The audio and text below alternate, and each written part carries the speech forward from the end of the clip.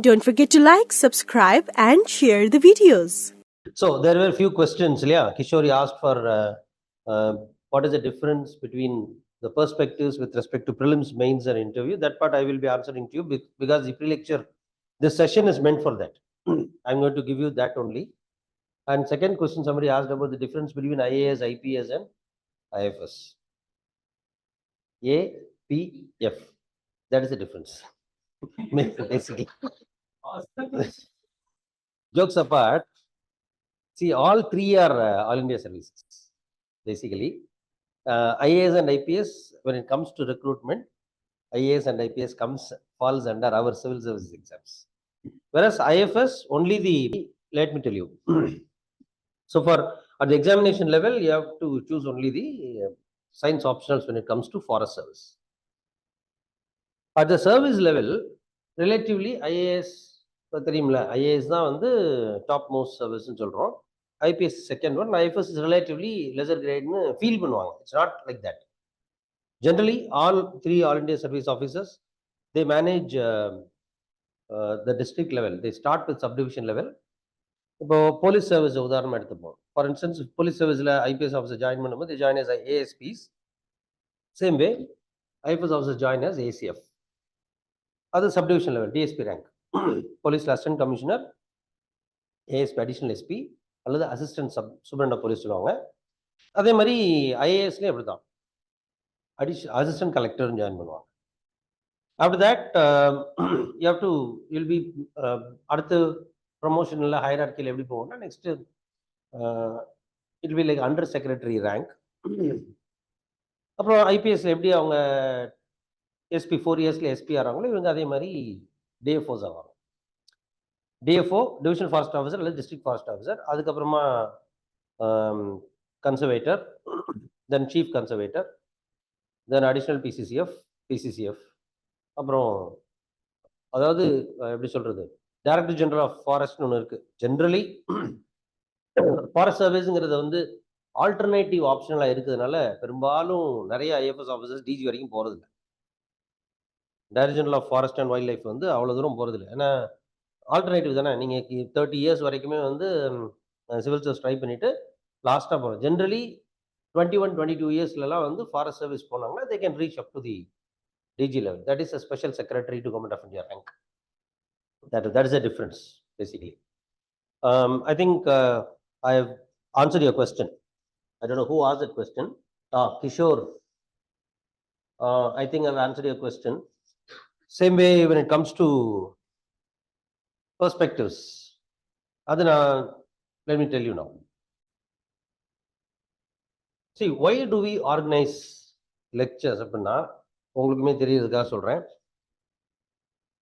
Basically, civil services examination is an exam of psychology. This I have been telling you in the class quite often. It's an exam of psychology. It's an exam of personality. The exam is conducted in the order like prelims, then mains, written, then personality test. But preparation must be reversed. You should work upon the personality, which includes the analytical ability, for which the fundamental is facts and concepts. ஆக personality தான் fundamental. இந்த exam அப்படிங்கிறது exam of personality தான். இதில் என்ன test பண்ணுறாங்கன்னு பாருங்க. So basically online exams எல்லாமே வந்துருச்சு. பட் இந்த exam still it is a paper and pen based exam. Relatively longer span இருக்கு இந்த எக்ஸாமுக்கு. இதெல்லாம் எதுக்காகனா to test your patience, endurance, how you analyze things, how you approach things. இதுதான் fundamental அந்த எக்ஸாம் பொறுத்த வரைக்கும். இந்த எக்ஸாம்பிள் எதை பார்க்குறாங்க அப்படின்னா அதான் பார்க்குறாங்க. The reason being, this is one exam which will make you to land up in leadership positions with enormous power. சொல்லப்போனா you're going to handle raw power. இப்போ கேட்டாலாம் ஏஎஸ், ஐபிஎஸ், ஐஎஃப்எஸ்க்கு என்ன வித்தியாசம்னு ரிலேட்டிவ்லி பார்த்தீங்கன்னா அந்த சேலரி பார்ட்டு, அந்த பெர்செப்ஷன்ஸில் தான் difference இருக்கே தவிர, but all the three services are To be precise, all the services are equal in rank. After 15 years, பார்த்தீங்கன்னா எல்லா சர்வீஸும் ஒன்று தான். With respect to facilities, with respect to everything. எல்லாமே இனிஷியல் ஸ்டேஜஸ்ல அந்த ஆரா இருக்குல்ல, சொசைட்டில ஒரு ஆரா கொடுத்துருக்காங்கல்ல, அந்த ஆரா. இன்னும் சொல்ல போனா இந்தியன் இன்ஃபர்மேஷன் சர்வீஸ் இருக்கு. ஜென்ரலி நம்ம இந்தியன் இன்ஃபர்மேஷன் சர்வீஸ் எல்லாம் வந்து எப்படி எடுத்து பண்ணா இது மாதிரி ஒரு சர்வீஸ் இருக்குது நிறைய பேர் தெரியாது. வேலை பார்க்குறாங்களோ அதே மாதிரி இன்ஃபர்மேஷன் சர்வீஸ் ஆஃபீஸர்ஸ் எல்லா டிபார்ட்மெண்ட் வேலை பார்ப்பாங்க. ஸ்கோப் இருக்கு. They can be the PROs of various departments. Sometimes one of our students who happens to be an information service officer happens to be the PRO for Defense, Ministry of Defense. And you got enormous opportunity. National, the NDFC இருக்குல்ல, National Film Development Corporation இருக்கு, National Children Film Development Corporation இருக்கு. அதெல்லாம் huge opportunities இருக்கு, and will be handling very huge finances. One of my batchmates is a general manager for National Children Film Development Corporation. Technical side ல இருந்து வந்து general மேனேஜரா promote ஆகலாம். But information service officers உள்ள போகும்போது they've got a huge opportunity. And he is now meeting prime ministers of various countries. We are now going in for ஒரு film diplomacy ஒன்று போயிட்டு இருக்கு. வேறு நம்ம பனாஜி இன்டர்நேஷ்னல் ஃபிலிம் ஃபெஸ்டிவலுக்கு ஆஸ்திரேலியா நியூசிலாந்து ஃபிலிம்ஸ் கொண்டு வருது, அரபிக் ஃபிலிம்ஸ் கொண்டு வருது, லாட்டின் அமெரிக்கன் ஃபிலிம்ஸ் கொண்டு வருதுங்கிறக்கா he is traveling, particularly with respect to children film. And Censor Board, these officers are members. Very, very powerful as well as very, எப்படி சொல்றது, a service with diversity. But அது ஜென்ரலாக நம்ம என்ன நினைக்கிறோம்னா IAS ஐபிஎஸ்னா எல்லாமே fine அப்படின்னு வச்சுக்கிறோம். அப்படி இல்லை. அப்போ ஒவ்வொரு சர்வீஸ்குள்ள போகும்போதும் you have got enormous powers. You have to handle huge amount of finance. You have to handle many problems that are to be viewed from multiple perspectives. ஒவ்வொரு ப்ராப்ளத்துக்கும் மல்டிபிள் டைமென்ஷன்ஸ் இருக்கு. ஒவ்வொரு டைமென்ஷன்லயும் அந்த பிரச்சனையை பார்க்கறது, அணுகிறது, அந்த பெர்ஸ்பெக்டிவ் டெவலப் பண்ண தான் problem solving approach கிடைக்கும். உங்களுக்கு மெயின்ஸ்ல ஆன்சர்ஸ் பாருங்க, ப்ரிலிம்ஸ்ல கொஸ்டின்ஸ் அண்ட் மெயின்ஸ்ல கொஸ்டின்ஸ் எல்லாம் பாருங்க, எத்திக்ஸ் எல்லாம் பாருங்க எப்படி கேட்கறாங்க. இப்போ உதாரணமா எத்திக்ஸ் பேப்பர் எடுத்துக்கிட்டீங்கன்னா என்ன கேட்கறான், ஒரு கோட் ஒன்று கொடுத்துறான். இப்போ சுவாமி விவேகானந்தோடைய கோட்டோ அல்லது திருக்குறளோ இதை ஒன்று கொடுத்துட்டு how does this quote apply in this present context. Obviously அதுக்கு ஒரு பெர்ஸ்பெக்டிவ் வேணும்ல. பெர்ஸ்பெக்டிவ் அப்படின்னா என்ன, ஒரு விஷயத்தை பத்தி நாம என்ன நினைக்கிறோம், எந்த ஆங்கிள் திங்க் பண்றோங்கிறது தானே. That is very important. அதுக்காக தான் இப்போ பெர்ஸ்பெக்டிவ்ங்கிறது வந்து ஒரே டைமென்ஷன் புக்கு மட்டும் படிச்சா அந்த பெர்ஸ்பெக்டிவ் டெவலப் ஆகாது. இப்போ நீங்கள் ஸ்கூல் படிக்கும்போது நீங்கள் பார்த்துருப்பீங்க, co curricular and extra curricular ஆக்டிவிட்டின்னு கொடுப்பாங்க. ஸ்போர்ட்ஸ் இருக்கும் கொஞ்சம், அப்புறம் கொஞ்சம் story morals and story books இருக்கும். அப்புறமா வந்து கோ கரிக்குலர் ஆக்டிவிட்டி மாதிரி எக்ஸ்ட்ரா கரிக்குலர் ஆக்டிவிட்டிஸ்ன்ற மாதிரி ஆர்ட் கல்ச்சர் எல்லாம் பண்ண சொல்லுவாங்க. சில ப்ராஜெக்ட்ஸ் கொடுப்பாங்க, ஃபீல்ட் டூர் கூட்டு போவாங்க, ஸ்டடி டூர் கூட்டு போவாங்க. அதெல்லாம் எதுக்காகனா வெறும் ஒரே டைரக்ஷன்ல குதிரைக்கு பிளிங்கர் போட்ட மாதிரி ஒரே டைரக்ஷன்ல போகாம மல்டிபிள் ஆங்கிள்ஸ் திங்க் பண்றது, ஒரு பிரச்சனையுடைய ஒரு விஷயத்துடைய மல்டிபிள் டைமென்ஷன்ஸ் பல்வேறு பரிமாணங்கள்ல அதை பார்க்கணும். அதுதான் பெர்ஸ்பெக்டிவ் டெவலப்மெண்டோட பேசிக். அதுக்காக தான் டிஃப்ரெண்ட் டைமென்ஷன்ஸ். இப்போ for example when you are sitting, இப்போ கோனேஷ் ஆரம்பிக்கும் வந்து அப்படிதான் ஆரம்பிச்சான். Last year I was sitting the other side, this year I am here அப்படின்னு.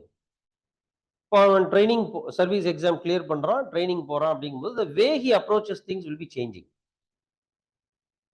அப்போ அவங்களோட அந்த சேஞ்ச ஒரு ஷார்ட் கட் டு லேர்னிங் இருக்குல்ல, அது புத்திசாலி யாருன்னு சொன்னா மற்றவங்களுடைய அனுபவத்திலேருந்து கத்துக்கிறவன் தான் புத்திசாலி. நாமளே எல்லாத்தையும் அனுபவிச்சு கத்துக்க முடியாது. அப்போ அவங்க டெவலப் ஆகி போயிருப்பாங்க இல்லையா. இப்போ next lecture, the upcoming lecture is being delivered by Jayapal, an IRS officer. He is an expert in sociology. He studied BA sociology. அப்புறம் இங்கே தான் பண்ணாரு. He was studying under us and then he was working for us as well. One of the wonderful students ever I have heard.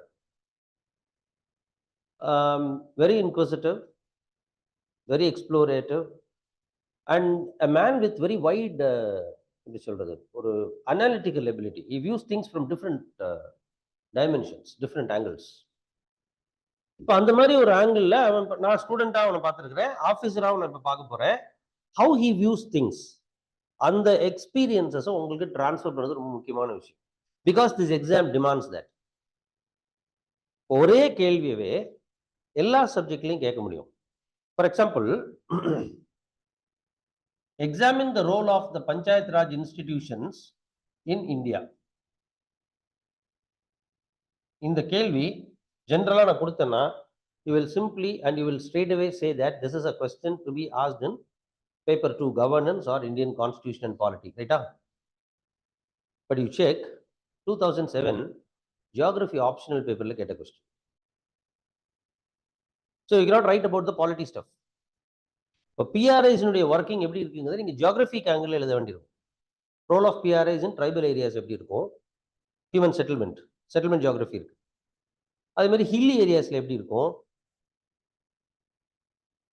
இல்லையா, பிளெயின்ஸ்ல எப்படி இருக்கும், இப்போ west India Rajasthan Gujarat desert ஏரியாஸ்ல எப்படி இருக்கும், நார்த் ஈஸ்டர்ன் ஸ்டேட்ஸ்ல எப்படி இருக்கும், இந்த மாதிரி geographical, topographical and settlement patterns வச்சு பஞ்சாயத்து ராஜ் எப்படி ஃபங்க்ஷன் ஆகுது, that is what you mean by perspective. That's what you really mean by perspective. அதே மாதிரி there are many questions that are asked, that can be asked. இப்போ நம்ம Ukraine Russia வார் எத்திக்ஸ்ல கேட்டிருந்தாங்க. எத்திக்ஸ்ல Ukraine Russia வார் பத்தி நம்ம ஜெனரலா என்ன நினைக்கிறோம், it could be asked paper 2. But அவன் எங்க கேட்குறான், எத்திக்ஸ்ல கேட்குறான். So you have to give an ethical perspective to that. அப்போ மியர் ஃபேக்ட்ஸ் மட்டும் தெரிஞ்சு அதை எழுத முடியாது இல்லையா. அண்ட் லாஸ்ட் 3 years நம்ம ஒரு கிளாஸ்ல டிஸ்கஸ் பண்ணியிருக்கோம், has marriage lost its sanctity as an institution, social ப்ராப்ளம்ஸ்ல கேட்குறான். இன்னொரு வாட்டி science and technological developments that are used in exploring the archaeological sites, அது பத்தின கேள்வி ஹிஸ்டரி ஆப்ஷனல்ல கேட்டோம். இப்போ நீங்க கண்டிப்பா டெக்னாலஜிக்கல் கார்பன் டேட்டிங் யூஸ் பண்ணுவோம், பட் கார்பன் டேட்டிங் என்னங்கிறத வந்து பிசிக்ஸ் எழுதுற மாதிரி எழுத முடியுமா, அங்கே ஹிஸ்டாரிக்கல் பெர்ஸ்பெக்டிவோட எழுத வேண்டியிருக்கும், கல்ச்சுரல் பெர்ஸ்பெக்டிவோட எழுத வேண்டியிருக்கும். That is why developing perspective is important for this exam. And more importantly, writing essays. Essay 2 essay எழுதணும்ல essay பேப்பர்ல. There you have to give multiple perspectives, multiple viewpoints to a given topic. அதே மாதிரி interview obviously they are asking for your opinion. What is your view on something? ஏதோ ஒரு விஷயத்தை சொல்லி அதில் உங்களோட வியூ பாயிண்ட் என்ன, அதில் உங்களோட ஒரிஜினல் ஆன்சர், ஒரிஜினல் ஒப்பீனியன் எதிர்பார்ப்பாங்க. ஒரிஜினல் ஒப்பீனியன் நாமளே வந்து திங்கர் மாதிரி உட்காந்து யோசிச்சு சொல்றது இல்லை. After having got the inputs from all. இப்போ ஃபார் எக்ஸாம்பிள் இந்த வருஷம் இன்டர்வியூல கேட்கலாம், what is your view point on 3 language policy? Personally what is your view? இப்போ நம்ம என்ன சொல்லலாம், பொலிட்டிக்கலி இந்த இஷ்யூ வந்து நிறைய இருக்கு, politically the issue is being discussed widely, and so you must have come across. Personally உன்னோட வியூ பாயிண்ட் என்ன, and how do you justify that? எடுத்திருக்கிற இன்புட்ஸ் வச்சு நீ ஒரிஜினலா ஒரு ஒப்பீனியன் ஃபார்ம் பண்ணிக்க, உனக்குன்னு ஒரு தனி கருத்து இருக்கா, அந்த கருத்து சரியான திசையில இருக்குதா அப்படிங்கிறது பார்க்கறது தான் இன்டர்வியூ கொஸ்டின்ஸோடைய நோக்கம், அப்ஜெக்டிவ். அப்போ அந்த இடத்துல it will be very, very important for you to develop the perspectives. There are so many things.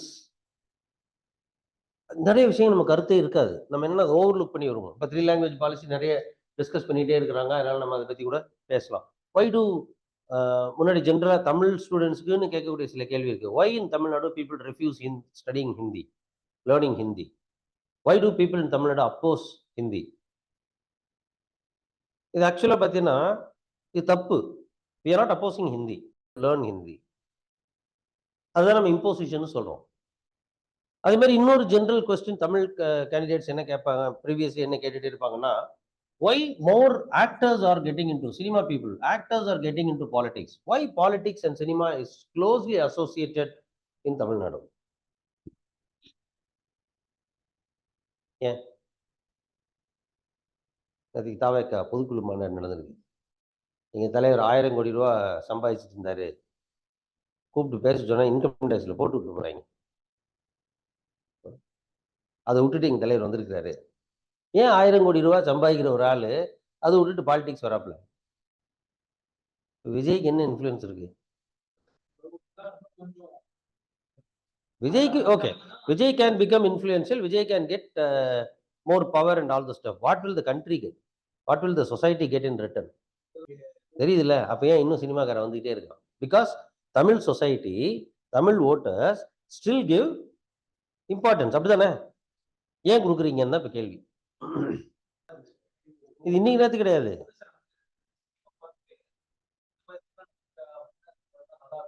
அப்படி கிடையாது. See, it's not only about the heroes. Cinema and politics relationship is not about heroes. குண்டு கல்யாணம் ஒரு actor இருந்தார் தெரியுமா? குண்டு கல்யாணம், comedian Senthil, அவர்லாம் ஆக்டர் இல்ல இருக்கார். சிங்கமுத்து, விந்தியா, ஆக்ட்ரஸ் விந்தியா, அதாவது சினிமால நடிச்சாலே ஏதோ ஒரு வகையில் ஒரு கட்சியில போய் சேர்ந்துடுறாங்க. ஏன் why Tamil society is giving so much of importance to cinema popularity when it comes to politics? இப்போ ஒரு கருத்து வேணும்னா நமக்கு ஒன்ன சுத்தி நடக்கிற விஷயம் தானே. யோசிச்சு பாரு, அண்ணா, எம்ஜிஆர், கருணாநிதி, கண்ணதாசன், இவங்க எல்லாமே கூட அரசியல் இருந்தாங்க. அப்புறம் எம்ஜிஆர் சிஎம்மா இருந்தாப்புல, அவருக்கு அப்புறம் ஜெயலலிதா அந்த மாதிரி சிஎம்மா இருந்தாங்க. அதுக்கப்புறம் ரஜினிகாந்த் வருவார்னு கடைசியில் வரல, நல்ல வேலை வரல. ஒரு காமெடியன்ல இருந்து எல்லாருமே சினிமாக்குள்ள வர்றாங்கல்ல. ஏன் why Tamil Nadu politics and cinema are closely associated? First time voters vital role in electoral politics. சரி, ஏன்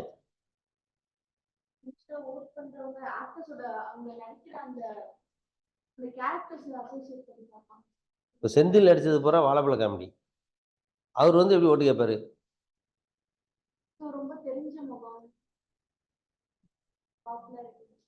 அதே மாதிரி காமெடியன்ஸ் வந்து எல்லா ஊர்லயும் தானே இருக்காங்க. இப்போ புரியுதா என்ன? சாதாரணமா இப்போ எல்லா டீ கடையில இருந்து எல்லா இடத்துலயும் பேசுற கேள்வி, நீ சொல்ற பதிலையும் ஒரு ரெலவென்ஸ் இருக்கு. ஆமா, politics in democracy, voter electoral பாலிடிக்ஸ்ல popularity matters. The popularity and charisma can enable you to become more, enable you to garner more votes. இப்ப நான் போய் எலெக்ஷன் என்ன எல்லாருக்கும் தெரியாது. நான் அறிவாளியா இருக்கலாம், நல்லவனா இருக்கலாம், எப்படி வேணா சொல்லிட்டு போயில, கெட்டவனா இருக்கலாம், ஐயோ எப்படியோ ஒண்ணு. ஆனா என்ன யாருக்கும் தெரியாது. ஆனா ஒருத்தர் நல்லா தெரியுதுன்னா அவரால் ஈஸியா கனெக்ட் பண்ண முடியும். அவர் கூட அதே மாதிரி சொன்ன மாதிரி சினிமாவில் அவங்க நடிக்கிற ரோல் இருக்குல்ல, அந்த கேரக்டரை வந்து அவங்களுடைய நிஜ கேரக்டரோட மக்கள் அசோசியேட் பண்ணி பார்த்துக்கிறாங்க. ரைட்டா?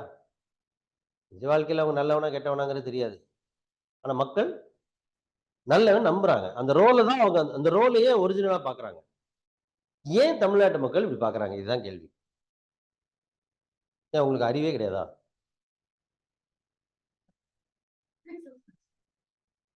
ஆமாண்டலோ. அதான கேள்வி. இப்ப இதுதான், இப்ப இந்த மாதிரி ஒரு கேள்வி வரும்போது எப்படி ஃபேஸ் பண்ண போற? ரொம்ப சிம்பிள். இந்த கேள்விக்கு ரொம்பலாம் குழம்பாத. நம்பர் 1, சினிமா அண்ட் பாலிடிக்ஸ் ரிலேஷன்ஷிப்ங்கிறது it is not just confined to Tamil Nadu. Maybe the proportion is little higher. John F கென்னடிக்கு அப்புறமா ரொனால்ட் ரீகன் ஒருத்தர் இருந்தார் அமெரிக்காவில். அவர் ஆக்டர் தானே. ஆர்னால்ட் ஷ்வார்ஸ்நெகர் அப்படின்னு ஒருத்தர் இருந்தார். அவர் ஆக்டர் தானே. ஏன் அமெரிக்காவில் அந்த கேள்வி கேட்க மாட்டீங்க? வந்தாங்கல்ல, பாலிடிக்ஸ் வந்தாங்கல்ல. எவ்வளவோ ஆக்டர்ஸ் வெளிநாடுகள், யூரோப்பில் வந்திருக்காங்க, மற்ற கண்ட்ரீஸ்லேயே வந்திருக்காங்க. அது மாதிரி இந்தியாவில் நம்ம ஊர் மட்டும் கிடையாது. அமிதாப் பச்சன் எம்பியா இல்லையா? ஜெயா பச்சன் எம்பியா இல்லையா? பவன் கல்யாண் இல்லையா?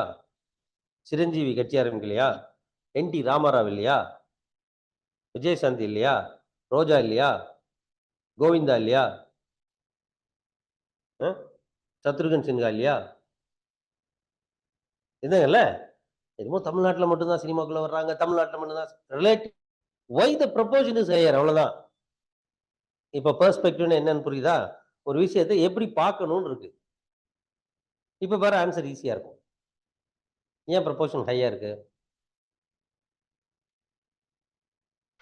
லாஸ்ட் இயர் லெக்சர் ஒன்று நடந்துச்சு. ரெலவன்ஸ் ஆஃப் தமிழ் ஈத்தோஸ் அப்படின்னு கமிஷனர் கவிதா வந்து பேசினாங்க, ஞாபகம் இருக்கா? அந்த லெக்சர்ல இதுக்கான ஆன்சர் இருக்கு. தமிழ் ஈத்தோஸ் முக்கியமான விஷயம் என்னன்னா, art and culture are interrelated to the life. Tamil நாகரிகம் பண்பாட்டுக்கும் கலைக்கும் இடையில நிறைய தொடர்பு உண்டு. தமிழர் வாழ்க்கையில கலை இருக்குல்ல, அந்த கலை ஆர்ட் அண்ட் ஆர்ட் ஃபார்ம்ஸ் இருக்குல்ல, ஆர்ட் ஃபார்ம்ஸ் வந்து நம்ம வாழ்க்கையோட சேர்ந்தது. குழந்தை தூங்க வைக்கிறதுக்கு என்ன பண்றோம்? பாடுறல. செத்தா என்ன பண்றோம்? ஒப்பாரி வைக்கிறோம். மைக் செட்லாம் கட்டி ஒப்பாரி வைக்கிறாங்க. ஸோ கலையும் தமிழர் வாழ்க்கையும் ஒண்ணுக்கு ஒண்ணு, கலை இல்லாம வாழ்க்கை கிடையாது. ரைட்டா? அது மாதிரி காதலுக்கு பாட்டு இருக்கு, தொழிலுக்கு பாட்டு இருக்கு. மீனவர்கள் பாடக்கூடியது வள்ளப்பாடல்னு சொல்லுவான். ஏத்தம் இறைக்கும் போது பாட்டு பாடுறான், ஏத்தம் இறைக்கும் போது பாட்டு பாடுறான், மீன் பிடிக்க போகும்போது பாட்டு பாடுறான், வயல்ல வேலை செய்யும் போது பாட்டு பாடுறான். கலையும் வாழ்க்கையும் பிரிக்க முடியாத ஒரு இடத்துல இருக்கு. இது ஃபர்ஸ்ட். ரெண்டாவது, தமிழ் கல்ச்சர்லயே இலக்கியங்கள்ல போய் பார்த்தீங்கன்னா, hero worship is a part of your culture. நடுகள் நடுறதுன்னு பேரு. அது மாதிரி சிற்றிலக்கியங்கள்ல ஒரு இலக்கியமே இருக்கு. நந்தா படத்துல கூட ஒரு பாட்டு வரும், 1000 யானை அமிரடை வென்ற மாணவனுக்கு வகுத்தது பரணி. ஒரு பரணி இலக்கியமே இருக்கு. அப்போ அப்ப தமிழர்களுடைய வாழ்க்கையோட இணைந்த ஒரு விஷயம்ங்கிறதுனால அது ரத்தத்தோட ஜெனரேஷன்ஸ் டுகெதர் கலந்து போன விஷயம். So we are easily getting attracted towards artist. அவ்வளவுதான் விஷயம். எவ்வளவு சிம்பிளான ஒரு விஷயம். ரொம்ப கேவலமான ஒரு கேள்வியா தெரிஞ்சது. ஒரு டீசென்டான ஒரு பதில் கொடுக்க முடியுதுல்ல? ஏன் கொடுக்க முடியுது? இப்போ மராத்தி கல்ச்சர்ல அது மாதிரி கிடையாது. நல்ல பேர், நம்ம பிறந்ததுல இருந்து சாகிற வரைக்கும் பாட்டு இருக்கு. தமிழ் இலக்கியத்தை எடுத்து பார்த்தீங்கன்னா, ஒரு குழந்தை பிறந்ததுல ஆரம்பிச்சு பக்தி இலக்கியத்திலே வந்து பிள்ளை தமிழ்னு இருக்கு. பாரதியார்ல வந்து கடவுளை தாயாகவும் தன்னை குழந்தையாகவும் பாவிச்சு பாடுறது. அப்புறம் தன்னை தாயாகவும் கடவுளை குழந்தையாக வச்சு பாடுறது. இப்படி எல்லாம் இருக்கு பாட்டு. காதலுக்கு பாட்டு இருக்குது, ஒப்பாரிக்கு பிறப்புல இருந்து இறப்பு வரைக்கும் எல்லா இடத்துலயும் பாட்டும் கலையும் கூத்தும் சேர்ந்ததுதான் தமிழர் நாகரிகம். அதனுடைய நீட்சி தான் நம்ம என்ன பண்றோம், ரொம்ப ஈஸியா ஒரு ஹீரோவோட அட்ராக்ட் ஆகி போறோம். அந்த ஹீரோ நல்லவனா இருக்கிற வரைக்கும் நமக்கு பிரச்சனை இல்லாம இருந்தது. ஹீரோ கிறுக்குன்னு ஆகும்போது, கண்ணகின்ற இமேஜினேட்டிவ் கேரக்டருக்கு தமிழ் பெண்கள் கொடுக்கிற மரியாதை. கண்ணகியும் பாண்டிமாதேவியும் தங்கத்துல சிலம்பு வச்சு அதுல முத்தும் வைரமும் பவளமும் வச்சுதானே போட்டிருந்தாங்க. அப்படித்தானே போட்டிருந்தாங்க. இந்த சிலம்புனால கண்ணகியினுடைய வாழ்க்கை அழிந்து போனதுனால அவ மதுரையை எரிச்சிட்டால, அது கதை. அதனால தமிழ் பெண்கள் என்ன செய்யறாங்க, கற்பிற் சிறந்த கண்ணகியை, சிலப்பதிகாரத்துல 3 பிரின்சிபல்ஸ் இருக்கு. என்ன? உரைசால் பத்தினிய உயர்ந்தோர் ஏத்தலும், அரசியல் பிழைத்தோருக்கு அறம் கூற்றாவதும், ஊழ்வினை உறுத்து வந்து ஊட்டும் என்பதும். இது 3 தான் சிலப்பதிகாரத்தோட ஃபண்டமெண்டல்ஸ். அதுல உரைசால் பத்தினியை உயர்ந்தோர் ஏத்தலும் அப்படிங்கிற அடிப்படையில தமிழ் பெண்கள் கண்ணகி காலத்துக்கு அப்புறம், சிலம்பு காலத்துக்கு அப்புறமா இடுப்புக்கு கீழே தங்கம் அணிவதில்லை. ஹீரோ வொர்ஷிப்பிங் தானே. எந்த அளவுக்கு போயிருக்கோம்? அந்த காலத்துல ஆபரணங்கள் வைரத்தையும் வைடூரியத்தையும் முத்தையும் காலில் போட்டு தெரிஞ்சிருக்காங்க.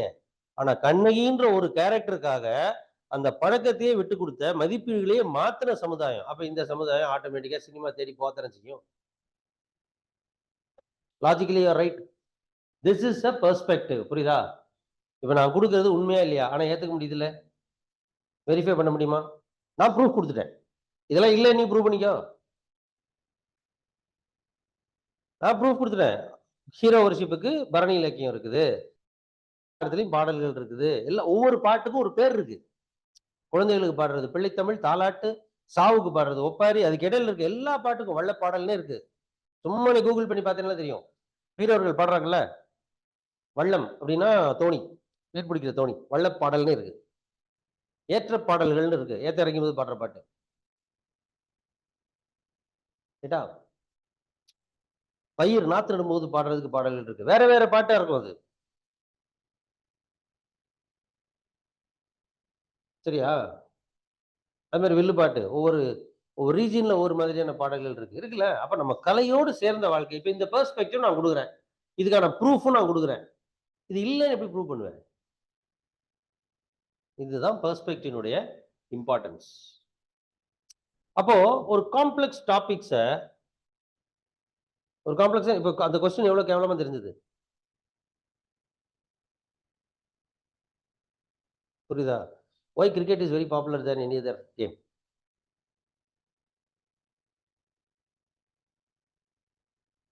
This was also a question asked. UPSC interviewல.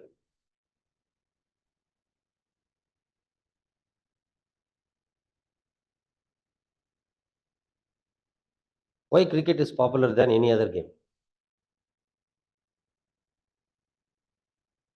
Simple, ஒரே line answer. It is a media friendly game. 20 over match நடக்குதுன்னு வச்சுக்க. 20 ஓவர்னா 20 இன்டூ ஒரு ஓவருக்கு 6 பால்ஸ். 120. 2 இன்னிங்ஸ்னா ஒவ்வொரு பாலுக்கும் ரீப்ளே போடலாம். ஒவ்வொரு பாலுக்கும் ரீப்ளே போடலாம். ஒரு 2 பேர் இன்னும் 2 பேர் ஓடிட்டு இருப்பான். மிச்ச பேர் போறோம் எங்கேயாவது நின்னுட்டே தான் இருப்பான். அப்ப அட்வர்டைஸ்மென்ட் பண்றது ரொம்ப ஈஸி. கிரிக்கெட் கிரவுண்ட் பெருசு. ஹாக்கி மாதிரி ஃபுட்பால் சின்ன கிரவுண்ட் கிடையாது. நிறைய அட்வர்டைஸ்மென்ட் போர்ட்ஸ் வைக்கலாம். நிறைய டிக்கெட்ஸ் விற்கலாம். ஹைலைட்ஸ்ன்னு போட்டு ரீப்ளே பண்ணிக்கிட்டே இருக்கலாம். அதனால இதுவே டெஸ்ட் மேட்சா இருந்தா, ஒன் டே டெஸ்ட் மேட்சா இருந்தா 50-50 100 ஓவர் 600 பால்ஸ் எவ்வளோ ரீப்ளே கிடைக்கும்? ரைட்டா? அதனால வந்து cricket is becoming very very popular. இது நான் ஒரு பெர்ஸ்பெக்டிவ் குடுக்குறேன். தப்பு நீ ப்ரூவ் பண்ணிக்கோ. பெர்ஸ்பெக்டிவ்ஸ பொறுத்தவரைக்கும் கரெக்ட், ராங் அப்படின்னு மாறாது. சரி, தப்புன்னு பார்க்க மாட்டாங்க. ஏற்றுக்கொள்ளக்கூடியதா, குட் ஆர் பேட் தான் உண்டு. ஏன்னா ஒரு கருத்து தானே அது. அந்த கருத்து வந்து மோசமான கருத்தா இருக்கக்கூடாது. நெகட்டிவான கருத்தா இருக்கக்கூடாது. அப்ப அந்த கருத்தை எப்படி ஒரு விஷயத்தை எப்படி உள்வாங்கணுங்கிறதுக்கான அதுதான் அந்த காம்ப்ளெக்ஸ் ப்ராப்ளம் சால்விங்க்கு வந்து ஹெல்ப் பண்ணும். சரி, இதுதான் பிரிலிம்ஸ்க்கும் ரொம்ப இம்பார்ட்டன்ட். பிரிலிம்ஸ்ல எப்படி நீ வந்து ஒரு ஆன்சர் அரைவ் பண்ணுவ? ஏன்னா உன்னை கன்ஃபியூஸ் பண்றதுக்காக தானே பிரிலிம்ஸ்ல கேள்வி கேட்கறாங்க. ஏபிசிடி 4 ஆன்சர் இருக்குது. அதான் ஒண்ணு தான் ஆன்சர். மிச்சம் 3 க்ளோஸ்லி ரிலேட்டட் ஆன்சர் தானே. அதுதான் பெர்ஸ்பெக்டிவ்ஸ் கான்செப்ட்ல இருக்கக்கூடிய முக்கியமான விஷயம்.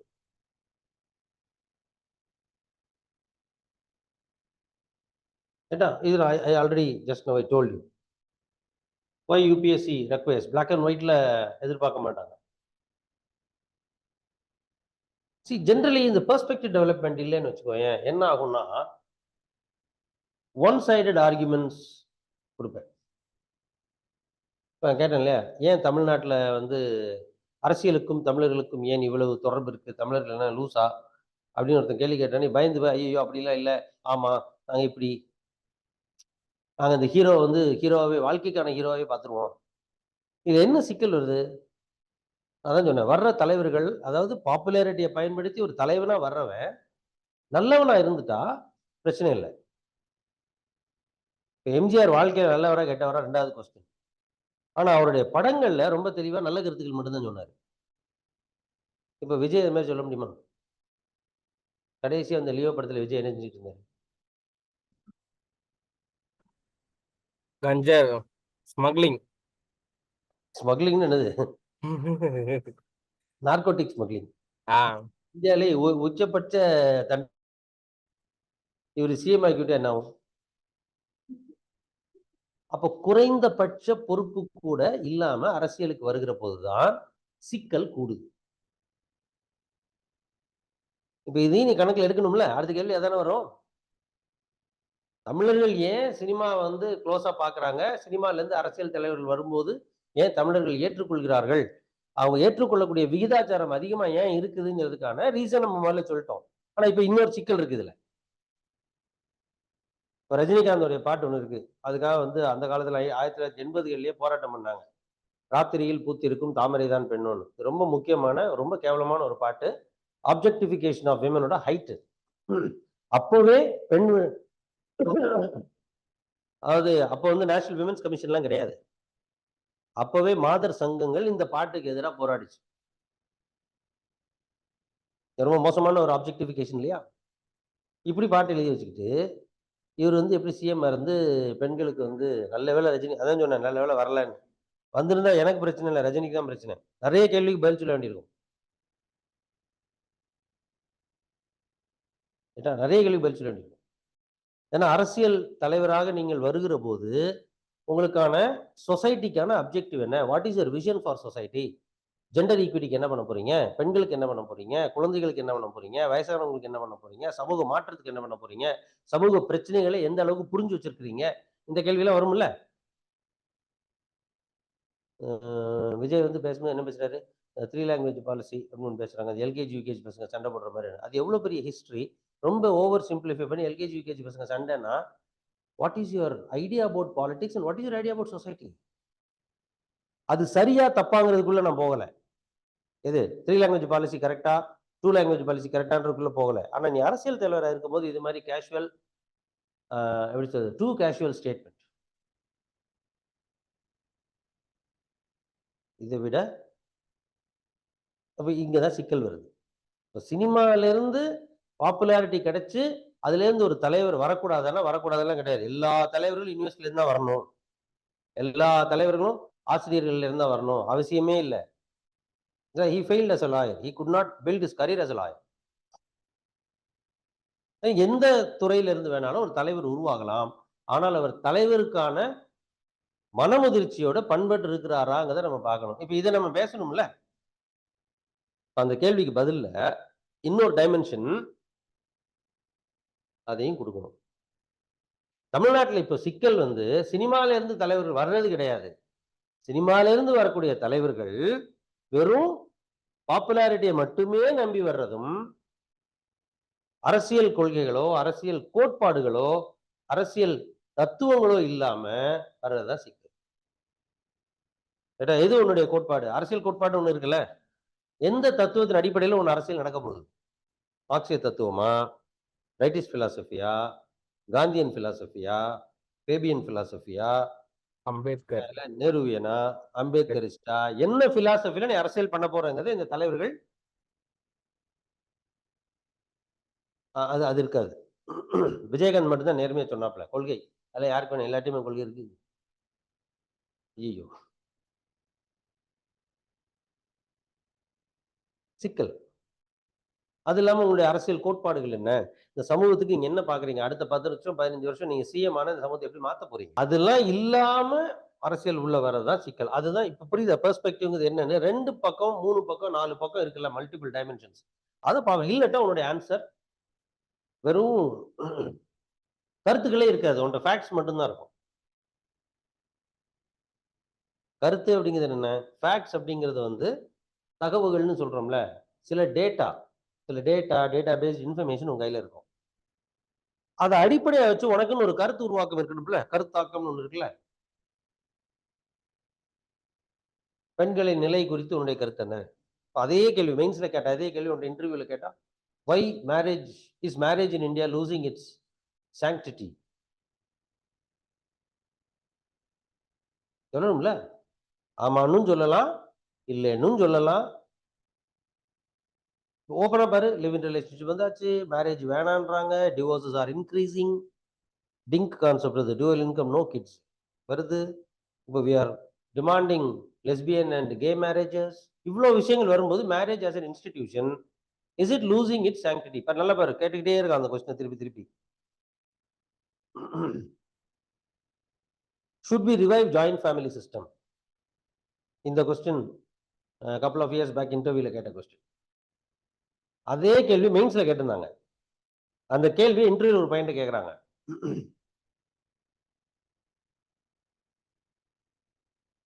புரியுதா? சிக்கல் புரியுதா? இப்படி வரும்போது, ஏன்னா இந்தியால joint family system is recreating.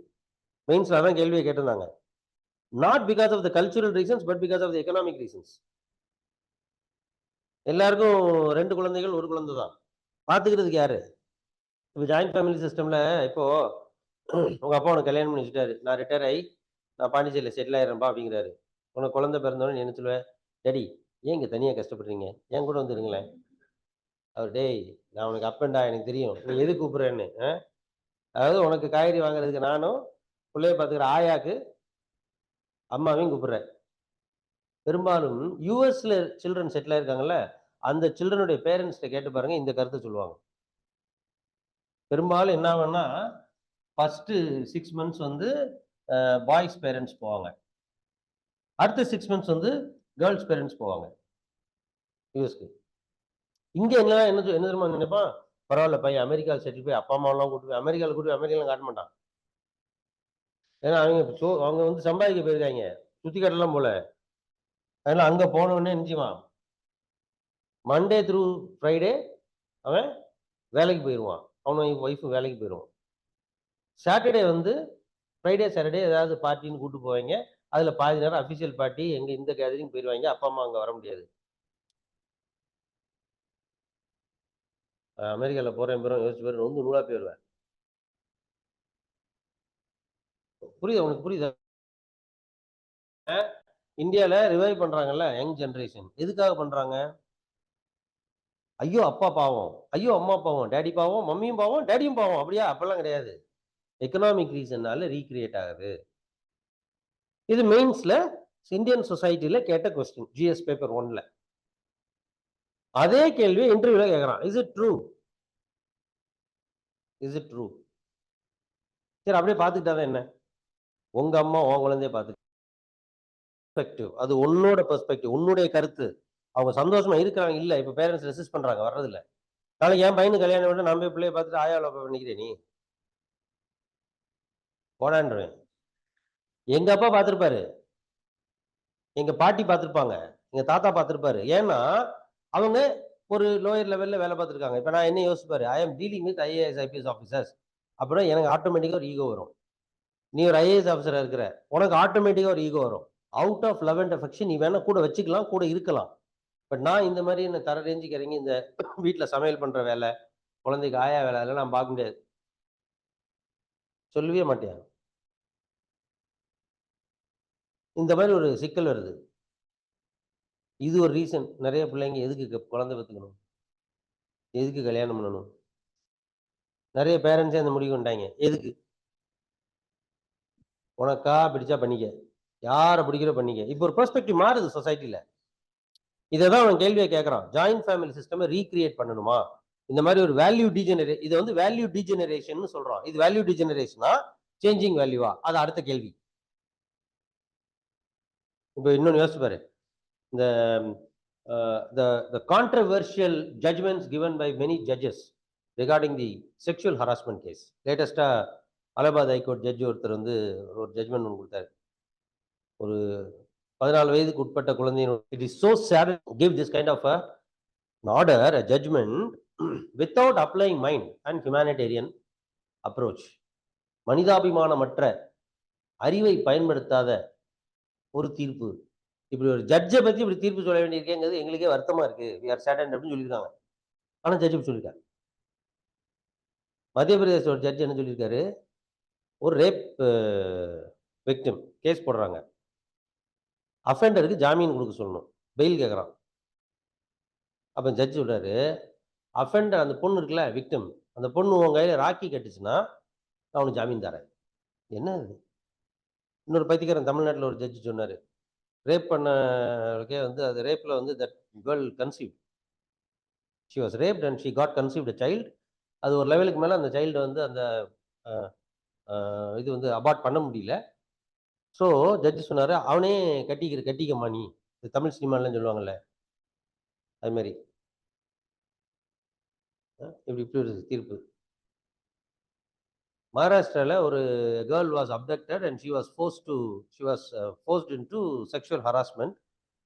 ஆனா அவன் என்ன சொல்லியிருக்கான்னா, நான் ஃபெயிண்ட் ஆயிட்டேங்கிறதுக்கு பதிலா I was repeatedly sexually abused that I lost all energy and I slept off.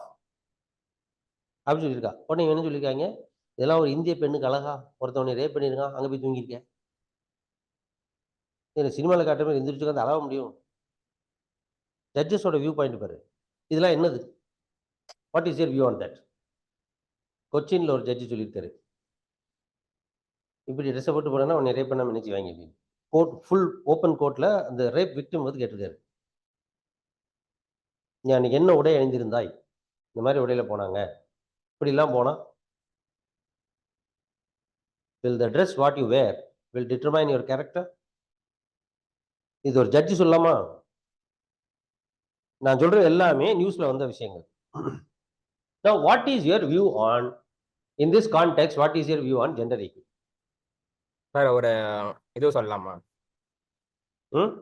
ஒரு இது சொல்லலாமா? இது சொல்லுங்க. Please go ahead. சந்தோஷ்னு ஒரு படம் அது கேன்ஸ் ஃபிலிம் ஃபெஸ்ட் போகுது. Please repeat, I miss your. சந்தோஷ்னு ஒரு ஃபிலிம் சார், அது கேன்ஸ் ஃபிலிம் ஃபெஸ்டிவல்ல போகுது. ஆமா, அது நீ நேத்தான் பார்த்தேன், அந்த படத்தை நேத்தான் பார்த்தேன். அது டாக்குமெண்ட்ரி ஃபிலிம் ஃபெஸ்டிவல். அது நடந்த ஃபிலிம் நடந்து central board of film certification வந்து அதை பேன் பண்ணிட்டாங்க. ஆமா, the bandit, yes. அது எனக்கு தெரியல, என்ன கதை எனக்கு தெரியல. So I do not know how I comment on that movie because I don't know the plot of that movie. அது என்ன கதை? Sir, repeatedly like video is getting stuck. Video is cutting now. Is it visible now? Sir, yes. Either some glitch was there, so that is set right now. So basically இப்போ இந்த Santhosh movie எதுக்கு சொன்னாரு எனக்கு தெரியல, அவரோட கருத்து என்னன்னு தெரியல. இப்போ எல்லாருக்கும் ஒரு கருத்து வேணும்ல. நான் சொல்லிடுறேன், அதுக்கு நான் கன்க்ளூஷன் சொல்லிடுறேன். ப்ளீஸ் சொல்லிட்டுமா? ஒரு விக்டிம் வந்து ஒரு பொண்ணை வந்து ஒரு பொண்ணை வந்து ஒரு பையன் ரேப் பண்றான். ஓகே, அண்டர் 18 அவன் அண்டர் 18 ரேப் பண்றாங்க. அவங்க வந்து ஒரு போலீஸ் ஆபீசர் வந்து இன்வெஸ்டிகேஷன் பண்றாங்க. குறிப்பா நார்த் இந்தியால அதிகமா இங்க நடக்குது. பீகார், ஒரிசா, அசாம் அந்த மாதிரி இடத்துக்குலாம் நிறைய காட்டியிருக்காங்க. சரி, காட்டிருக்காங்க படத்துல. ஆனா வந்து அந்த படத்துல வந்து கிரைம் அகைன்ஸ்ட் உமன் டாபிக் இருக்குல்ல, அது ரொம்ப கான்ட்ரோவர்சியலான டாபிக். நீங்க கூகுள்ல போய் டைப் படிங்க, world largest crime in India, India's largest crime rate against woman போடுங்க. ஃபர்ஸ்ட் வந்து ரேப் தான் வரும். அதை வச்சு பேஸ் பண்ணி ஒரு படமே எடுத்திருக்காங்க. இல்ல, என்சிஆர்பி ரெக்கார்ட்லயே, நேஷனல் கிரைம் ரெக்கார்ட் பியூரோவே என்னன்னா, every once a woman is subjected to sexual harassment once in 6 minutes. சரி சார், ஒரு 6 நிமிஷத்துக்கு 9 பேர் ஒரு நாள் 9 பேர் இது பண்றாங்க மினிமம் ஆகுது. பொதுவெளியில சரி, அப்புறமாட்டு ஃபேமிலி சர்க்கிள்லயோ ஃப்ரெண்ட்ஸ் சர்க்கிள்லயோ அந்த மாதிரி நடக்குது. கண்டிப்பா நடக்குது, நான் நேரடியாக பார்த்திருக்கேன். Yes, you are right. இப்போ what is the point now? What do you want to say? Crime rate ஏன் இன்க்ரீஸ் ஆகுது, ஏன் வந்து எப்படியெல்லாம் டிக்ரீஸ் பண்ணலாம், அதுதான் கன்க்ளூஷன், வேற எதுவுமே இல்லை. நீங்க கேள்வி, இந்த கேள்வி வச்சு நீங்க இதுக்கு பதில் மட்டும் சொன்னா கரெக்டா இருக்கும். See, ரொம்ப சிம்பிள். ஏன் கிரைம் ரேட் இன்க்ரீஸ் ஆகுது, இது வந்து 2 டிஃப்ரெண்ட் பெர்ஸ்பெக்டிவ்ஸ்ல பார்க்கலாம். கிரைம் ரேட் இன்க்ரீஸ் ஆகுதா, இல்லைன்னா நடக்கிற கிரைம் அதிகமா ரிப்போர்ட் ஆகுதா? The positive side is, today women are bold enough to come out and report it. That is a positive side. ஏன்னா இப்ப தமிழ்நாட்டுல ஒரு லாஸ்ட் வீக் வந்து ஒரு இஷ்யூ போச்சு. தமிழ்நாட்டுல ஆந்திரால the father sexually abusing own daughter. அப்பா சொந்த பொண்ணை சாக்லேட் வாங்கி கொடுத்து he has sexually abused. மதுரையில் ஒரு அம்மா வந்து Asra Garg, IPS officer Asra Garg was SP in Madurai rural. அவர் அதில் ஆஃபீஸர் டிஸ்கிரிப்ஷனை யூஸ் பண்ணி அந்த அம்மா வந்து விடுவிச்சார். என்னன்னா, a lady kills her husband. The reason is he attempted to sexually abuse his own daughter. அப்பா மகளை செக்ஷுவல் அபியூஸ் பண்ண முயற்சி பண்ணும்போது அம்மா அதை தடுக்க போகும்போது அவரை கொன்னுடுறாங்க. Investigating officer SP, he exercised his power, discretionary power, and said that this is not murder, in self defense. அப்படி ஏதோ அந்த கேஸும் இருக்குது. ஸோ இப்போ இதெல்லாம் என்ன காமிக்குதுன்னா, ஒரு கிரைம் நிறைய ரிப்போர்ட் ஆகும்போது இனிஷியலா எப்படி தோணும்னா, கிரைம் இன்க்ரீஸ் ஆகிற மாதிரி ஒரு பிக்சர் அது கொடுக்கும். அப்போ we have to wait and see. அப்போ எவ்வளவு நாள் சார் வெயிட் பண்றது? அடுத்த கொஸ்டின் வரும். The positive side, அதனால நம்ம பேலன்ஸ்டா போவோம். Positive side is more crime is being reported. So இத என்ன செய்யலாம்னா பாசிட்டிவ் சைடில் எடுத்துக்கணும். Because women are becoming bold enough and the legal, political and social system is changing. Legal system is enabling, facilitating women to come out. Social system is also facilitating to come out. இதுல முக்கியமா இது எப்படி பார்க்கணும் அப்படின்னா, Kishore answer your question. இது எப்படி பார்க்கணும்னா, நீங்க வந்து இத ரீஜன் வைஸ் பிரிக்கணும், ஸ்டேட் வைஸ் பிரிக்கணும். தமிழ்நாடுல எப்படி இருக்கு, தெலுங்கானால எப்படி இருக்கு, கர்நாடகால எப்படி இருக்கு, எங்க ரிப்போர்ட்டிங் அதிகமா இருக்கு அப்படின்னு பார்க்கணும் இந்தியால. Second, the economic and social status of the victim and offender பார்க்கணும், ஸ்டேட் வைஸ் பார்க்கணும். Third, where actually the harassment is, abuse is taking place. Is it in workplace or is it in the native, I mean அந்த பொண்ணோட வீட்லயா இல்லைன்னா வெளி இடத்துலயா? மூணு, what is the purpose of the crime? A woman is being abused அப்படின்னா எதன் காரணமாக அவ abuse பண்ணப்படுறா? Is it for lust alone? இல்லைன்னா is it a revenge? Or is it a caste based? இந்த அனாலிசிஸ் எடுத்தா மட்டும்தான் நம்ம என்ன செய்ய முடியும், இந்த கிரைம் எப்படி நடக்குதுங்கிறத பத்தி பேச முடியும். அப்போ ஒவ்வொரு ஸ்டேட்டுக்கு ஒவ்வொரு மாதிரி இருக்கும். இப்ப ரிலேட்டிவ்லி ஸ்பீக்கிங் தமிழ்நாடு எடுத்துக்கிட்டீங்கன்னா, likelihood, I'm telling you, I'm not confirming it, likelihood is sexual harassment workplace ஜாஸ்தி இருக்கலாம். Because it's a well developed state and women are getting more exposed. இதுல இன்னொன்னு இருக்கு, how many are fake? ஏடா how many are fake அப்படிங்கிறது இருக்கு. ஏன்னா அதுல சில அந்த விமன் ரிலேட்டட் லாலையும் நிறைய ஃபிளாஸ் இருக்கு. அது தனி, there's a separate subject matter, let us not take it now. அது தள்ளி வச்சிருவோம். இப்போ இந்த ஆங்கிள் பார்க்கணும். பார்த்துட்டு what is the solution? 2014 ethics பேப்பர்ல இப்போ ஒரு கேட்டார்ல இந்த கேள்வி, அப்படியே வந்து 2014 எத்திக்ஸ் பேப்பர்ல கேட்டது. இந்த recent past there is a glaring increase in the sexual violence against women. இதுக்கு என்ன பண்ண முடியும் அப்படின்னு கேட்டாங்க. 2014 எத்திக்ஸ் பேப்பர்ல கேட்ட கேள்வி. இதுக்கு வந்து ஒன் ஸ்டாப் சொல்யூஷனே கிடையாது. The solution is multi-dimensional. அதனால தான் நான் பாசிட்டிவ் நோட்ல இருந்து ஆரம்பிச்சேன். லீகல் சிஸ்டம் எந்த அளவுக்கு ஃபெசிலிட்டேட் பண்ணியிருக்கோ அதே அளவுக்கு சோஷியல் சிஸ்டமும் ஃபெசிலிட்டேட் பண்ணணும். இந்த ஜட்ஜஸ் கேஸ் பூரா சொன்ன தெரியுமா, இது எல்லாமே பார்த்தீங்கன்னா victim blaming, putting the blame on the victim. Legal criminal justice சிஸ்டமே விக்டிமை பிளேம் பண்ண ஆரம்பிச்சதுன்னா என்ன ஆகும்? இப்போ அட்லீஸ்ட் இது குறைஞ்சிருக்கு. முன்னாடிலாம் வந்து ஒரு ரேப்போ அல்லது செக்ஷுவல் ஹராஸ்மெண்ட்டோ நடந்ததுன்னா ஒரு பொண்ணு தைரியமா போய் போலீஸ் ஸ்டேஷனை சொன்னா, ரிப்போர்ட் பண்ணா என்ன சொல்லுவாங்க?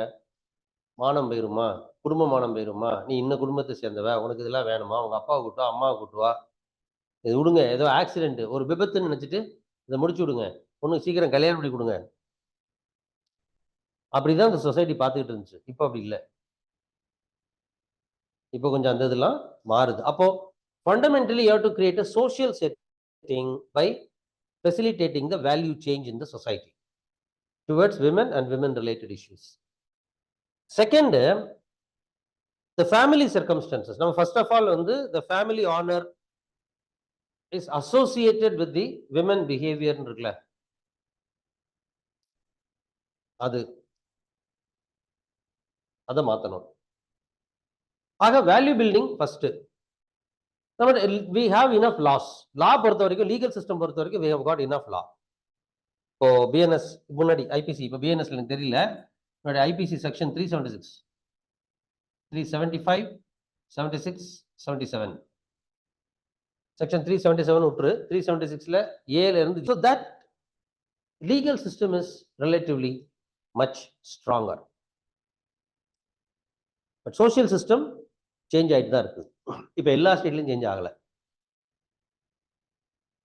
சொசைட்டி மொத்தமா ஏத்துக்கிறதுன்னு ஒண்ணு இருக்கு.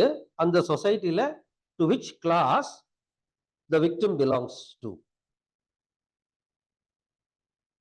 அது மேட்டர்ஸ். ரைட்டா? இதெல்லாம் அனலைஸ் பண்ணி தான் நீ சேஞ்ச் பண்ணாதான் சொல்யூஷன் கிடைக்கும். வெறும் லீகல்ல வந்து நம்ம ஸ்ட்ரிஞ்சன்ட் பனிஷ்மெண்ட் கொடுத்துட்டா எல்லாமே மாறிடும்னா அது மாறாது. ஸ்ட்ரிஞ்சன்ட் பனிஷ்மெண்ட் அப்படிங்கிறது இப்போ ஸ்ட்ரிஞ்சன்ட் பனிஷ்மெண்ட் தான் இருக்குது. That's why I told you legal system is பக்கா. இதுக்கு மேல legal system strengthen பண்ண முடியாது. But social system has to be. அப்போ இப்போ புரியுதா நான் கொடுக்குற பெர்ஸ்பெக்டிவ்னா என்னன்னு புரியுதா? இதான் விஷயம். இப்போ எல்லா இடத்துலயும் ஒரே நம்ம தமிழ்நாட்டில் உட்காந்துட்டு தமிழ்நாட்டில் மாதிரி தான், தமிழ்நாடு சாம்பிள் ஸ்பேஸ், இது மாதிரி தான் எல்லா இடத்துலையும் நடக்கும்னு சொல்ல முடியாது. அது Delhi gangrape case, Nirbhaya case வந்தப்போ நேஷனல் கிரைம் ரெக்கார்ட்ஸ் பியூரோல இருந்து ஒரு ரிப்போர்ட் கொடுத்திருந்தாங்க. அந்த ரிப்போர்ட்ல என்ன சொல்றாங்கன்னா, sexual harassment of women by unknown men is largely happening in urban centres. But the sexual harassment of women, அதாவது sexual violence against women in rural areas predominantly take place by known men. ஏன் தெரியுமா? இங்க வந்து யாருக்கும் யாரையும் தெரியாது, ஒரு control இருக்காது. இப்ப நீ ஊருக்கு போனேன்னா, உங்க ஊர்ல நீ பஸ் ஸ்டாண்ட்ல இறங்கினாலும் யாரோ ஒருத்தருக்கு உங்க அப்பாவை தெரிஞ்சிருக்கும். நீ தனியா நின்றுதுன்னா கேட்பாங்க, என்னம்மா இங்க நிக்கிற, இன்னொரு பொண்ணு தானே பண்ணி, என்ன வேணும், எங்க போற, ஏதோ ஒருத்தன் கேட்பான். உனக்கு நீ பார்த்து கூட மாட்டேன். they'll come forward to help you. சின்ன ஊர்கள் இருக்கக்கூடிய அட்வான்டேஜ். அதனால அங்க செக்ஷுவல் வயலன்ஸ் நடந்தா அது தெரிஞ்சவர்களால தான் நடக்க போகுது, சிட்டியில தான் நடக்க போகுது. ரைட்டா? அண்ட் இதுல வேற சில ஐடியாஸும் இருக்கு. அவங்க ஏன் நிர்பயா கேஸ்ல அவ்வளோ கொடூரமா பிஹேவ் பண்ணாங்க அப்படிங்கிறது அவங்க வளர்ந்த சூழல்னு ஒன்று இருக்கு. அஃபெண்டருடைய சோஷியல் செட்டிங், அவன் ஒரு லோயர் எக்கனாமிக் ஸ்டேட்டம்லேருந்து வர்றான். அந்த குடும்பங்கள்ல வந்து எப்படி நினைக்கிறாங்கன்னா, women are family itself objectify women, விமன்னா இப்படி தான் இருக்கணும் அப்படின்னு அவங்களுக்கு வந்து ஒரு பிக்சர் கொடுத்துருக்குறாங்க. அப்புறம் impact of globalisation, it has widened the gap between rich and the poor. And rich and the புவர்னு சொல்றதை விட middle class and the poor, the middle class, particularly upper middle class, particularly the new middle class related to the new economy, அவங்க எப்படின்னா பயங்கர displaying கான்ஸ்பீக்குவஸ் consumption. இப்போ பெங்களூர்ல சென்னையிலலாம் போனீங்கன்னா, இந்த பப்ஸ்ல எல்லாம் போனீங்கன்னா தெரியும், கான்ஸ்பீக்குவஸ் கன்சம்ஷன். அந்த பொண்ணுங்க பார்த்தீங்கன்னா ஃபேமிலி பார்த்தீங்கன்னா ரொம்ப நார்மல் ஃபேமிலி தான் இருப்பாங்க. But the way they dress and come to the pub, the way they dress and go, the way they move, the way conduct themselves, அவங்க வந்து ஒரு வேற ஒரு இமேஜினேட்டிவ் வேர்ல்டுல அவங்க வாழ்றாங்க. அந்த விஷயம் வந்து இவனுக்கு ஒரு ராங் மெசேஜ் கொடுக்குது. அவன் வளர்ந்த சூழ்நிலை, இவங்களோட பிஹேவியர். அப்ப அந்த பொண்ணுங்க அது மாதிரி பண்ணா பண்ணிடுவீங்களா சார்? அப்ப நீங்க ஜட்ஜ் பேசுற மாதிரி பேசுறீங்களா தப்பா? நான் அந்த பசங்க அது மாதிரி பண்றத தப்புன்னு, அந்த பொண்ணுங்க அது மாதிரி ட்ரெஸ் பண்றதோ அல்லது அப்படி பிஹேவ் பண்றதோ தப்புன்னு நான் சொல்லவே இல்லை. I'm not becoming judgemental. What I'm trying to tell you is an analysis. இந்த கேப் இருக்குல்ல, இந்த கேப் வந்து ஏன்னா இந்தியன் சொசைட்டில நம்ம காலகாலமா வந்து எப்படி பழக்கப்பட்டிருக்கோம்னா, ஒரு ஆணினுடைய ஸ்ட்ரெஸ் பஸ்டர் எதுன்னு கேட்டா பெண்ணினுடைய உடல். செக்ஸ் தான் ஒரு ஆணினுடைய. நல்ல பாரு, எத்தனை சினிமாக்கள் என்ன செய்றாங்க, ஹீரோ தோத்து போய் வரும்போது ஹீரோயின் என்ன பண்ணுவாங்க. இது ஒரு தப்பான ஒரு விஷயம். இது வளர்க்கப்பட்டிருக்கு. இதெல்லாம் மாத்தணும். இப்ப நம்ம எப்படிலாம் யோசிக்கிறோம், இதுதான் perspective. Kishore, I think I have fairly given an answer to you, but Super, sir. I can't give you an objective Super, answer. sir. Super, sir. Super. Right? So basically இதுதான் பெர்ஸ்பெக்டிவ், இதுதான் உங்களுக்கு தேவை. யூபிஎஸ்சிக்கு என்ன வேணும்னா இதுதான் வேணும். இந்த லெக்சரோட லாஜிக்கே அதுதான். வை வி ஆர்கனைஸ் அதான். ஏன்னா அதை ஹிஸ்டாரிக்கல், எக்கனாமிக்கல், சோஷியல் டைமென்ஷன்ஸை விட்டுறக்கூடாது. எல்லா டைமென்ஷன்ஸ்லயும் ஒரு விஷயத்தை நீங்க பார்க்கணுங்கிறது தான் ரொம்ப ரொம்ப முக்கியமான விஷயம். ரைட்டா? ஸோ பெர்ஸ்பெக்டிவ் டெவலப்மெண்ட்டுக்கு பார்த்தீங்கன்னா, ஆல்ரெடி டோல்ட் யூ, நிறைய வாசிக்கணும், நிறைய புத்தகங்கள் போய் படிக்கணும் அப்படின்னு அவசியம் கிடையாது. ஃபர்ஸ்ட்ல I told you, you can learn from the experiences and view points of others. அதுல முக்கியமா வந்து இந்த எக்ஸாமோட ரிலேட் பண்ணி போறாங்கல்ல. இப்ப நாம ஏன் வந்து ஆபீசர்ஸே கூப்பிடுறோம்? ஒரு டாபிக்ல இருந்து பேசுறதுக்கு எவ்வளவு பேர் இருக்காங்க, ஏன் அவங்களை கூப்பிடல, ஏன் ஆபீசர்ஸ் கூப்பிடுறோம்னா, இப்ப நாங்க இந்த லெக்சருக்கான டாபிக் சூஸ் பண்ணும்போது என்ன பண்றோம்னா, யூபிஎஸ்சிக்கு எது தேவை, இந்த வருஷம் மெயின்ஸ்ல எது அப்பியர் ஆகுது வாய்ப்பு ஜாஸ்தி, அந்த டாபிக்ல இருந்து தான் we derive the lecture topics. So it's more associated to current affairs. அதே மாதிரி இங்க பெர்ஸ்பெக்டிவ் கொடுக்கும்போது எக்ஸாம் ரிலேட்டடான, நீங்க டாக்டர் ஷாலினி கூப்பிட்டு விமன் ஹராஸ்மெண்ட் பத்தி இந்த கேள்விக்கெல்லாம் பதில் சொல்லுங்கன்னா டாக்டர் ரொம்ப இன்ட்ரெஸ்டிங்கா சூப்பரா பதில் சொல்லுவாங்க. பட் அதுல இருந்து உனக்கு டேக் ஹோம் என்ன இருக்கும்? உன்னோட பெர்ஸ்பெக்டிவ் வளரணும், but that perspective must be focused on exam as well. அதனால தான் predominantly we call for people associated with civil service exams. ஒன்னு ஆபீசர்ஸ் கூப்பிடுவோம், இல்லட்டா those who have prepared. அவங்களுக்கு தான் வந்து ஒழுங்கா ஒரு விஷயத்த சொல்ல தெரியும், இந்த எக்ஸாமுக்கு ஏத்த மாதிரி சொல்ல தெரியும். ரைட்டா? ஸோ இது இது இது okay, that's I have already told you. And இந்த எக்ஸ்பர்ட் இன்டராக்ஷன் வரும்போது it can help you to know how. இப்போ புவனேஷ் இருக்கான, புவனேஷ் ஆரம்பிக்கும் போது கரெக்டாக ஆரம்பிச்சான். I was other side last year, this year I'm here this side. Now he can give you a different perspective. இப்போ ட்ரைனிங் போயிருக்கான்ல, போயிட்டு வரும்போது அங்க அவன் பார்த்த எக்ஸ்பர்ட்ஸ் அந்த நாலேஜ் எல்லாத்தையும் ஒரு இடத்துல கேதர் பண்ணி he can give it to you. Same is the case with Jaypal. Jaypal himself an officer and he is a senior officer now. He is about to be joint commissioner, almost 10 years ஆயிடுச்சு. 10 years ஆயிடுச்சு அப்படிங்கும்போது he is reasonably point of view சொல்ல முடியும், social problemத்தை analyze பண்ண முடியும், and his exposure as an officer will add value to it. He can give you examples that are more closer to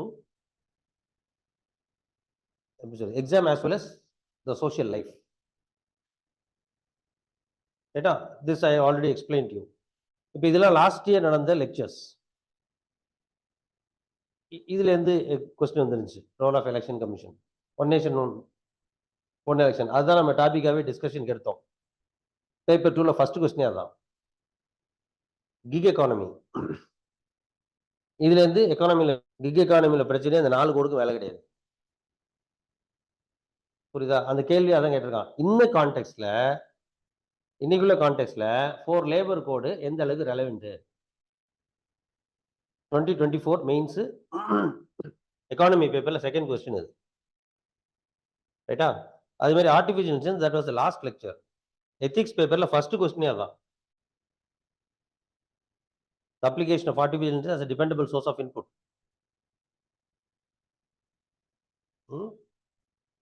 அதே மாதிரி social harmony பண்ணாரா? Social media and encrypting messaging services pose serious security challenges. இது வந்துச்சா? This was a topic.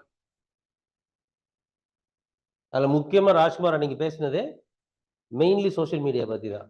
How social media affect social harmony. இப்போ 10 lecture பண்ணோமா, 4 question வந்துருச்சா? ஒரே இயர்ல 4 கொஸ்டின் வந்துருச்சா? So that is the advantage. அதனால தான் that will give you a perspective of, இப்போ ஒரு போலீஸ் ஆஃபீஸரா உட்காரும்போது is an officer of the rank of DIG. 2014க்கு முன்னாடி he was also sitting there. ரைட்டா? இப்போ as a he has got a very rich experience in Naxal infested areas. ஆக்சுவலா அது ரொம்ப he was into that as well. அதனால தான் அந்த topic Rajkumar கொடுக்கல. is an expert in that, but he did not want to talk about it because it is very confidential. There are many confidential information which I have, which I don't want to disclose.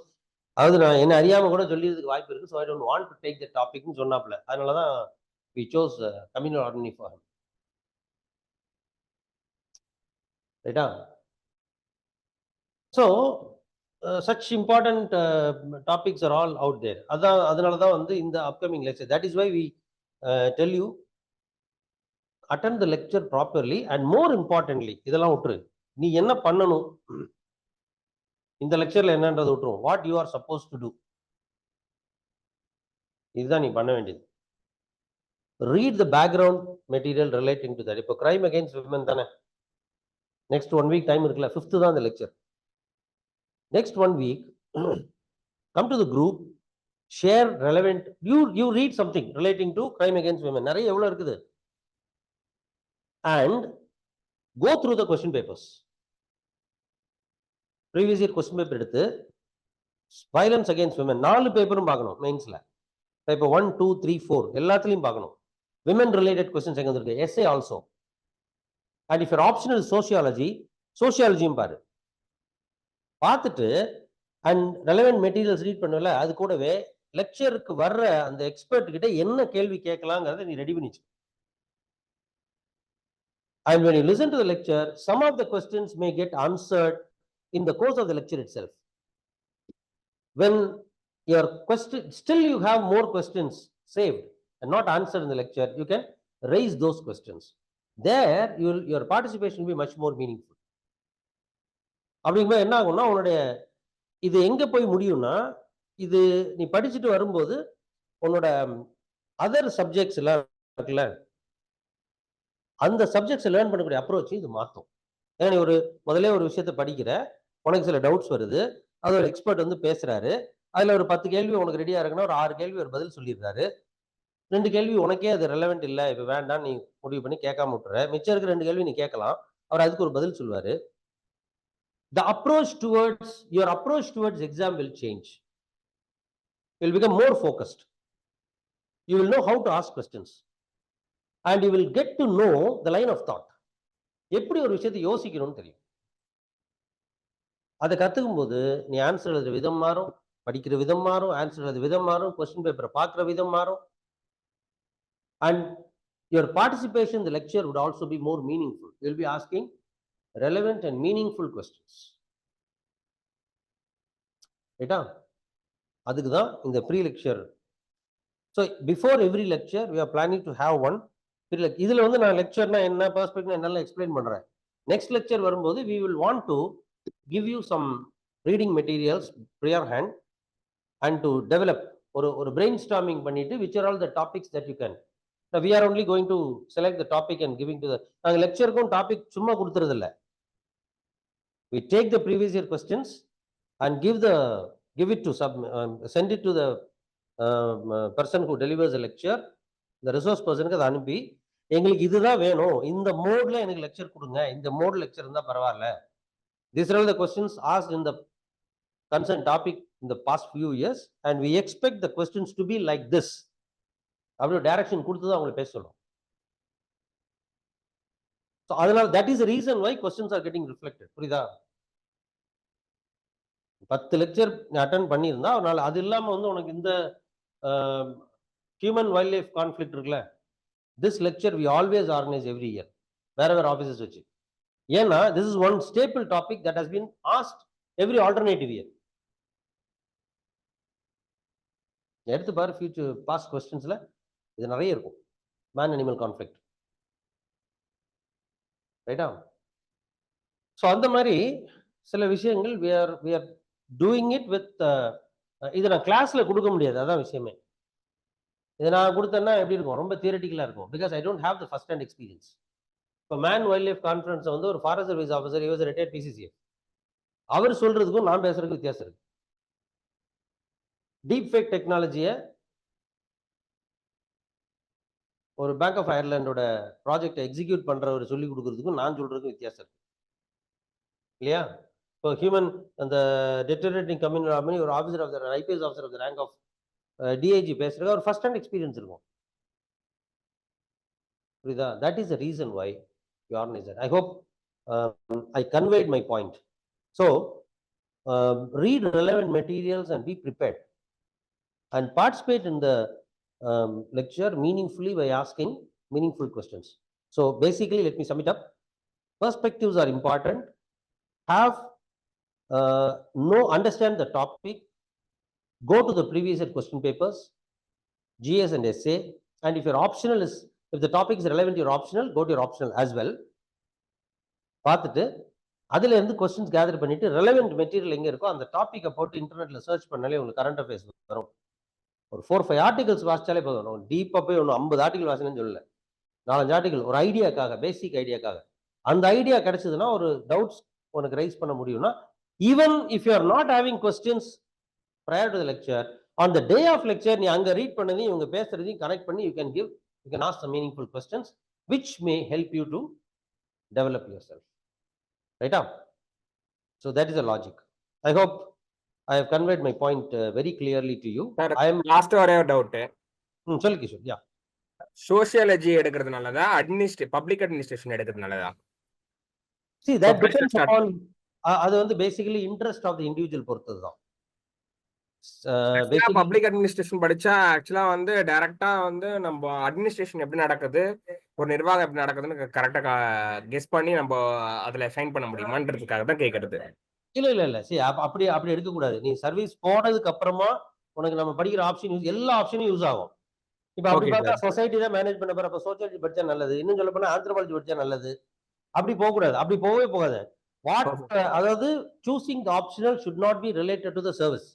Choosing the optional should be related to your interest and your ability, because இது வந்து via media for clearing the exam. Exam clear பண்றதுக்கு தான் option ஒரு via media.